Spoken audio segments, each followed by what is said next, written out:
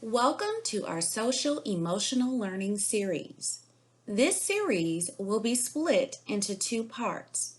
In today's session, Social Emotional Learning Part 1, we will take a deeper dive into the social emotional learning framework and provide strategies to help students thrive in school and beyond.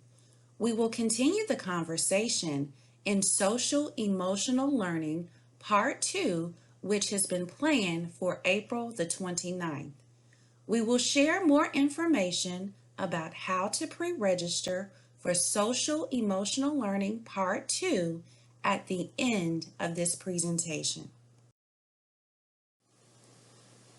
In Bibb County Schools, we believe in our vision that each student will demonstrate strength of character and will be college or career ready.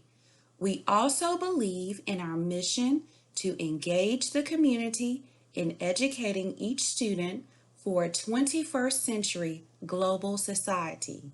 Our values are the different ways we demonstrate our commitment to our vision and mission, and we honor you in this work. Partnering with students, parents, and the community is a key part of achieving victory in our schools.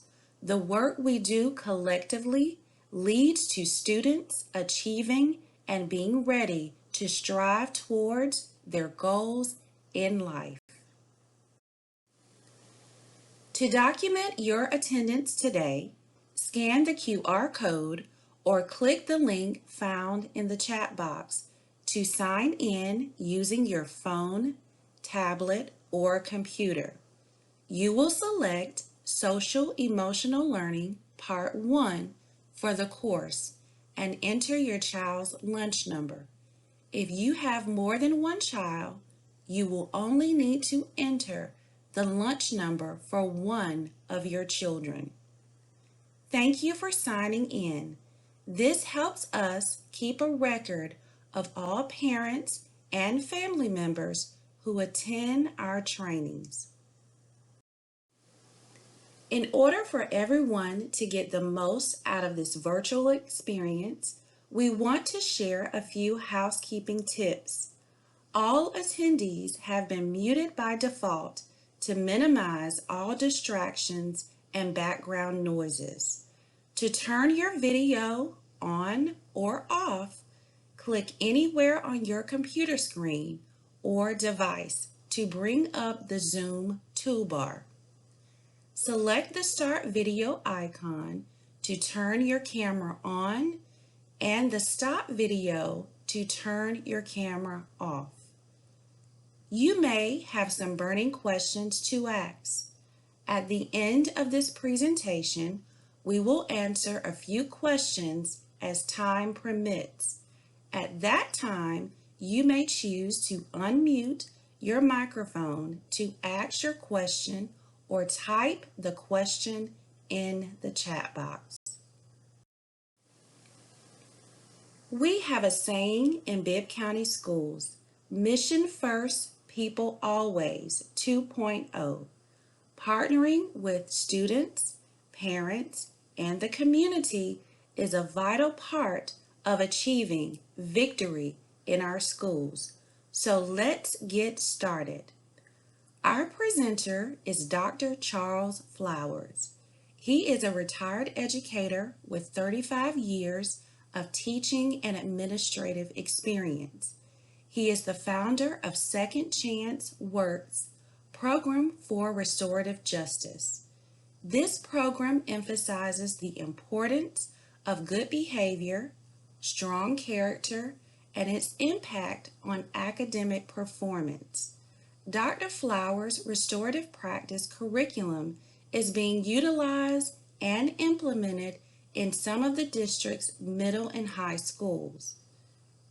During Dr. Flowers' presentation, please feel free to place any comments or feedback in the chat area. After the presentation, we will unmute our mics for a general discussion as time permits. At this time, I would like to welcome and introduce our presenter, Dr. Charles Flowers. Hello, welcome to Victory in Schools Parent University Strategies for the Virtual Classroom.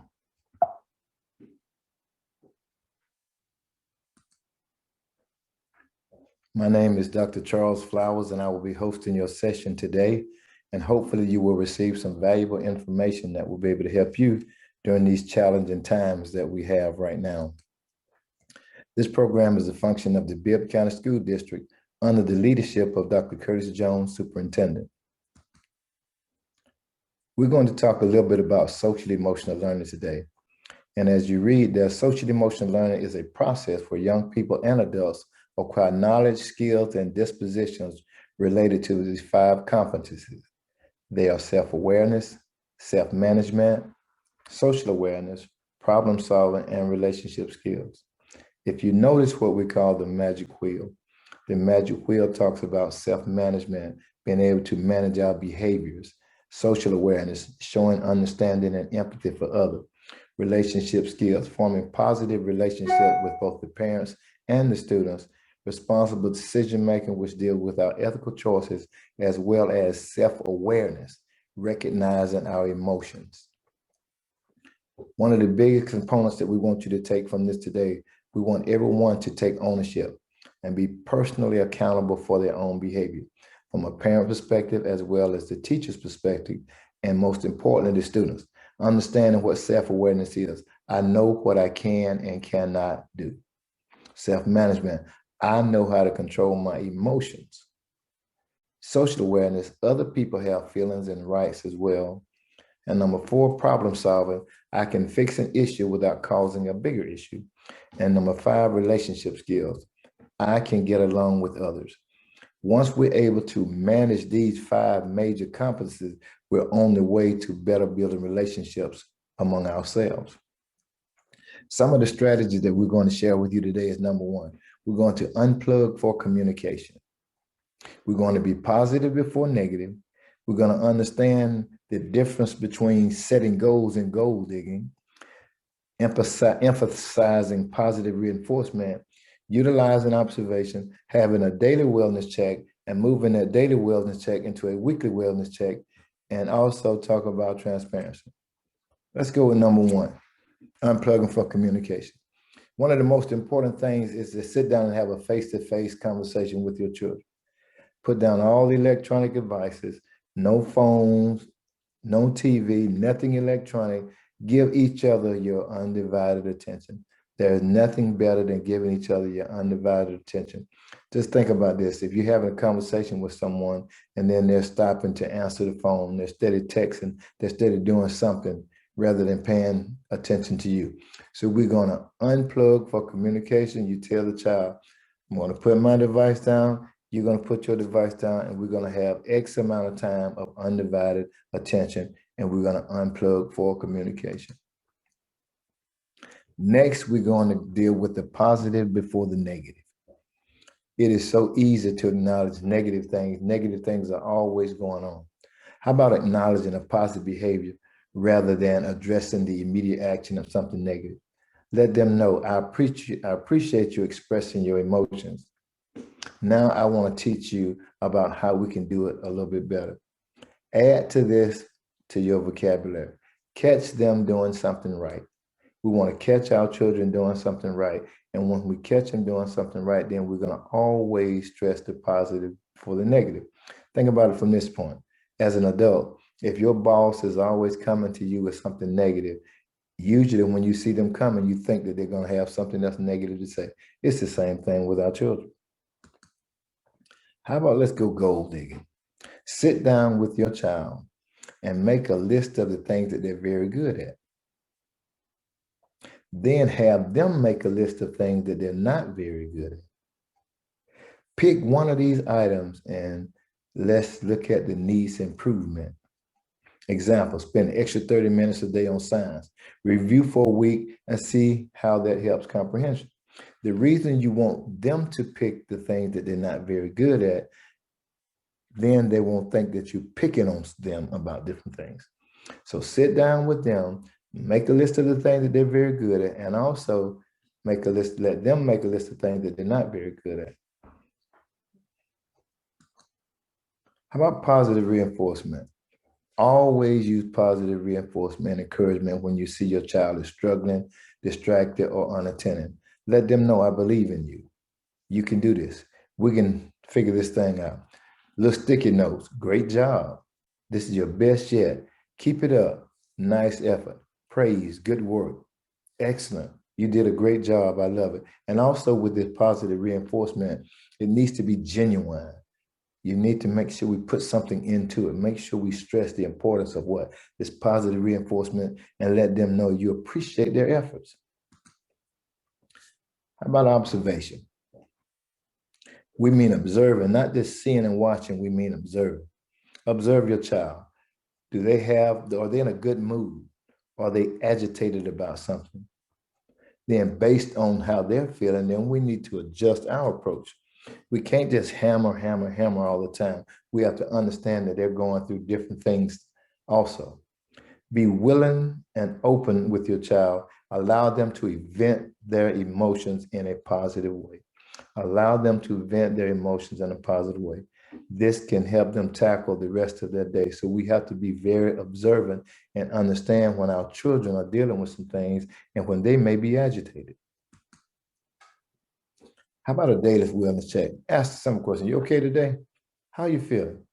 If your child needs space or if they're not responding, let's don't be in such a big hurry to jump on them and pounce on them to make them do it.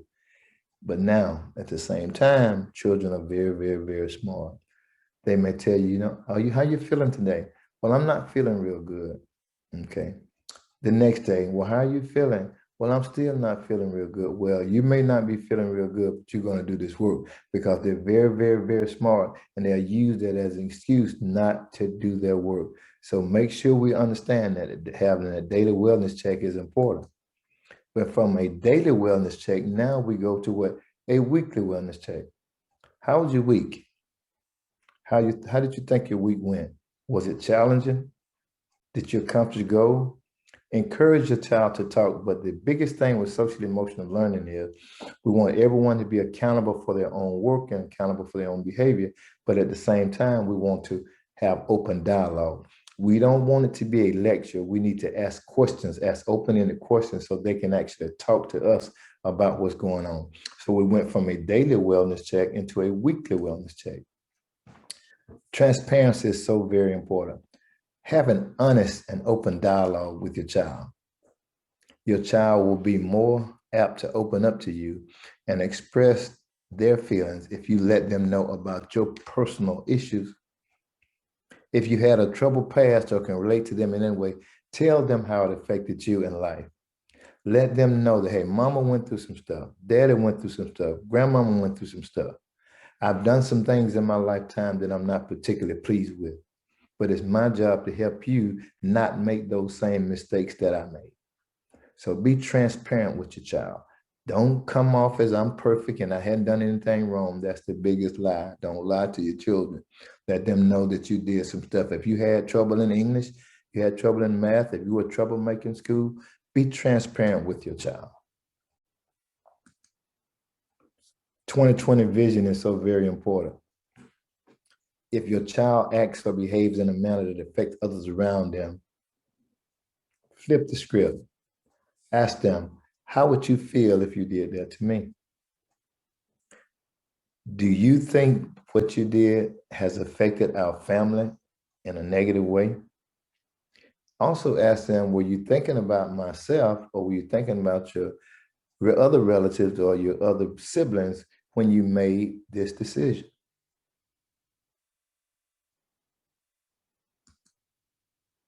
Respect and boundaries.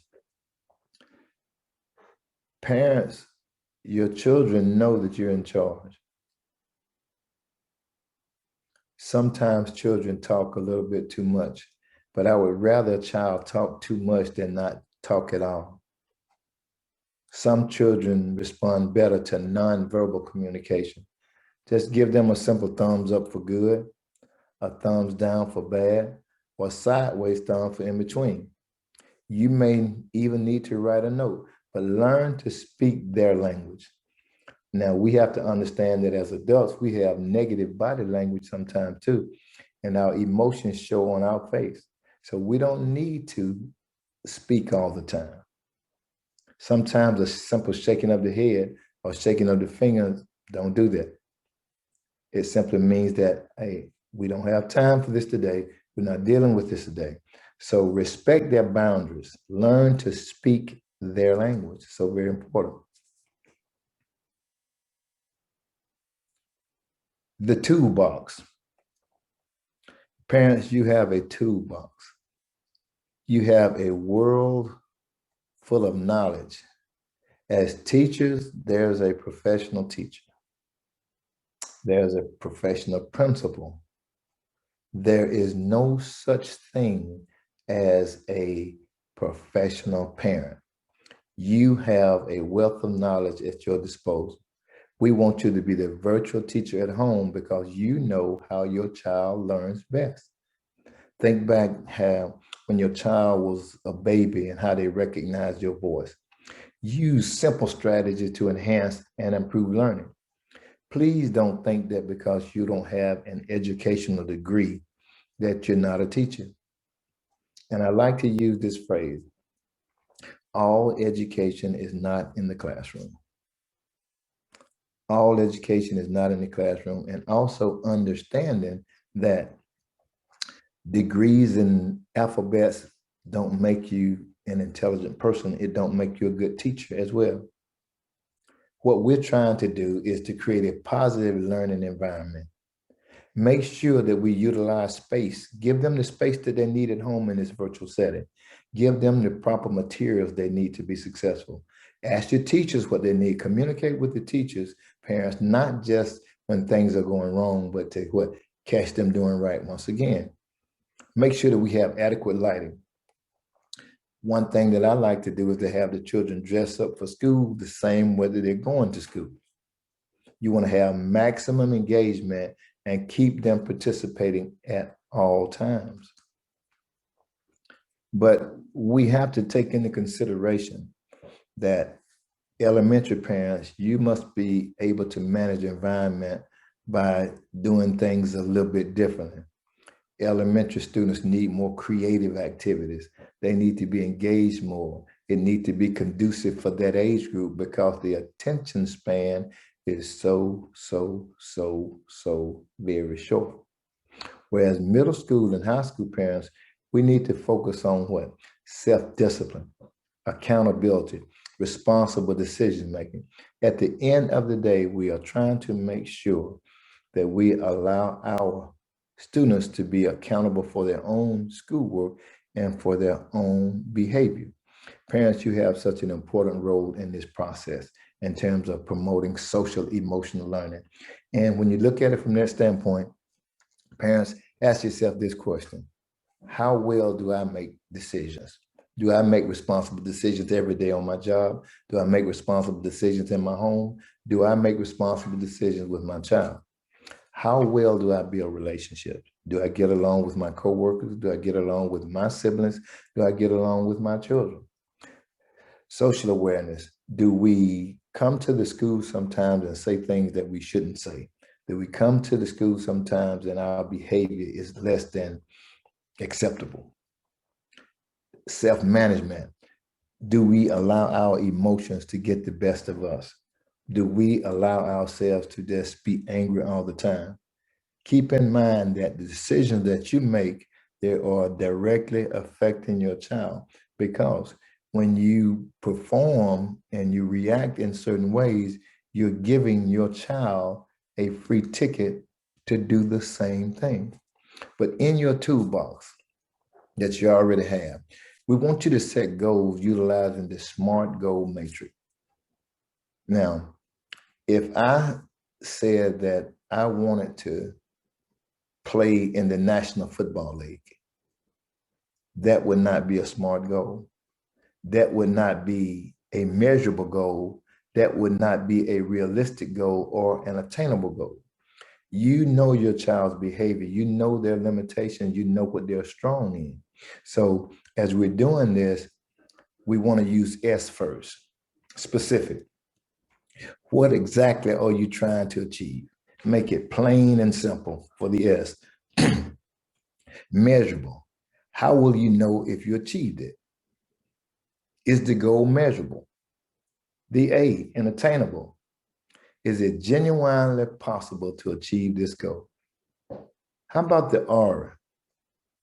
Does it contribute to your growth? Is it a realistic goal? And the T is timely. When do you want to achieve this goal? I want us to do, we're going to sit down and do a math assignment. We're going to measure this math assignment by how long did it take you to do it? How many questions did you get right? Is it a realistic goal to do 10 questions in 30 minutes? Yes. Is it attainable? Yes. And we have, 20 minutes to do it in. Because the mindset of you as a parent is the same mindset that that child is going to follow. So you have to be that in-person teacher at home to make sure that your child is following the rules and regulations and meeting the guidelines that it would normally be in school, including their choice of clothing and what they wear to school. So as we cap things off, I want you to think of something that we've talked about in here as your ticket out of the door. What are you going to add to your toolbox? Am I going to unplug for communication? Am I going to be transparent? Am I going to be positive for negative? Am I going to have weekly wellness goals? And I'm going to have weekly wellness checks as well. Am I going to be specific in exactly what I wanted my child to do? Or are we going to sit down and have this transparent conversation about what it takes for them to continue to be successful? I urge you to sit down with your child, go over these strategies, talk to them about what we can do, communicate with the teachers, be the parent that you were created to be. And the only way that you can do that is by allowing your child to express themselves, and you express yourself to the child in a non-threatening manner, making sure that we utilize those 5 main components of the magic wheel: self-awareness, social awareness, self-management, responsible decision-making, and building relationship skills. The more we talk to our children about building positive relationships at home, then it's going to carry over into the school. We hope that we've said some things today that will be beneficial to you as you move forward in terms of working with your child in the virtual setting. These are some strategies. In our next session, we're going to go into a little bit more about how we can be the parent, how can we be the teacher, how can we work as a team? Because the most important thing is the child. The most important thing is the child. And we're going to leave this one little saying with you. The children need you as a parent, and they need the teacher. There's an old African proverb that says, the child who is not embraced by the entire village will burn it down to feel its warmth. Once again, the child who is not embraced by the entire village will burn it down to feel its warmth. The community, the parent, the teachers, the staff, everyone represents the community, and we need to make sure that our children feel this warmth that we have to give. Thank you.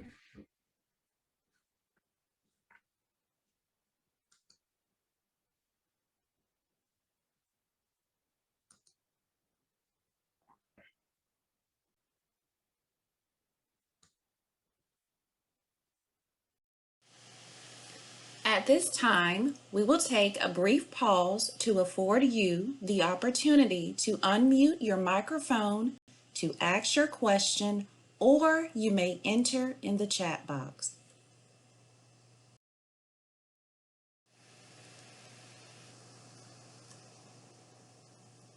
What's next?